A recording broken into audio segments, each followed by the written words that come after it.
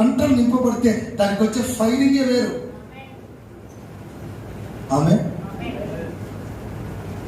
నిప్పులు పట్టుకొని బలిపీఠం దగ్గర తీసుకొచ్చి తెగ తెగ ఉంది, దిగిరా దిగిరా దిగిరా దిగిరా అని కేకలిస్తుంటాను. చిప్పుకొని పొడుచుకొని భక్తులు చేసుకుంటే అగ్నిరా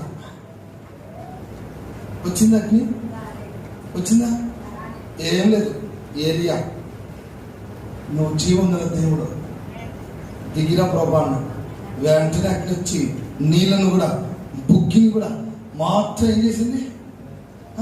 దహింపజేస్తే నానిపోయిన కర్రలు కూడా ఏమయ్యాయి? దహించబడ్డాయి. కొంతమంది దిగిరా అని కొట్టుకున్నారా? మన ఆట కాకూడదు.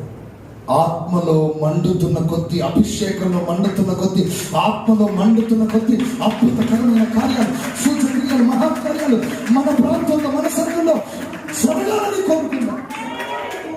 ఆమె చెప్పగట్టిగా.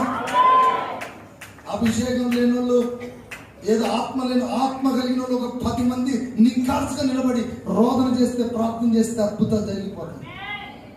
ఒక పేతురు ఆత్మలో నింపబడి ప్రసంగం చేసి అగ్ని దిగొచ్చునుగా కంటే, ఆమె ఏలియా ప్రార్థన చేసి అగ్ని దిగొచ్చునుగా కంటే, మీరు కూడా ప్రార్థన చేసి అగ్ని దిగొచ్చునుగా కనండి.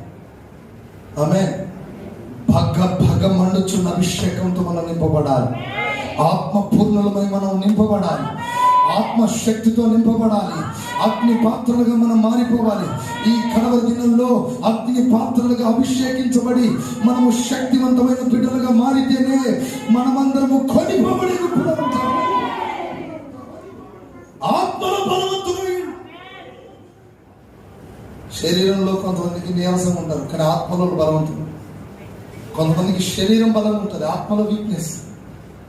దేవుడు ఏం చూస్తున్నాడు చెప్పండి? ఆత్మ బలాన్ని చూస్తున్నాడు. శరీర దేహాన్ని, రంగును, ఎత్తును చూసి దేవుడు వాడుకోడు. దేవుని అభిషేకం ఉందా లేదా? దేవునికి స్తోత్రం కలుగుతాడు. ఈ మధ్యలో ఒక సేవకులు మాట్లాడుకుంటుంటే ఒక సేవకుడు అన్నాడు, అయ్యా ఆ చర్చి 10,000 మంది అయ్యా. ఆ పాస్టర్ గారు నాతో అన్నాడు. ఇంకొక ఆయనతో అంటున్నాడు 10,000 మంది, ఆయనకు ఆత్మ ఉందా అన్నాడు. లేదయ్యా, ఆత్మ లేకపోతే 10,000 మంది కూడా దేవుని బిడ్డలు కాదన్నాడు ఈయన. ఆయనకు ఆత్మ లేదు, ఆయన దగ్గరకు వచ్చే బిడ్డలు కూడా ఆత్మ లేని వారు ఎవరు కాదు. అంతే గుర్తుపెట్టుకుని, ఆత్మ లేని సంఘాలన్నీ దేవుని సంఘాలు కాదు. ఇప్పుడు మీరందరూ ఆత్మ పొందారా పొందలేదా నాకు తెలియదు. ఆత్మ పొందిన వారికి కొనిపోబడతారు. బలవంతులు వారి యొక్క దైవీకముగా కొనిపోబడతారు.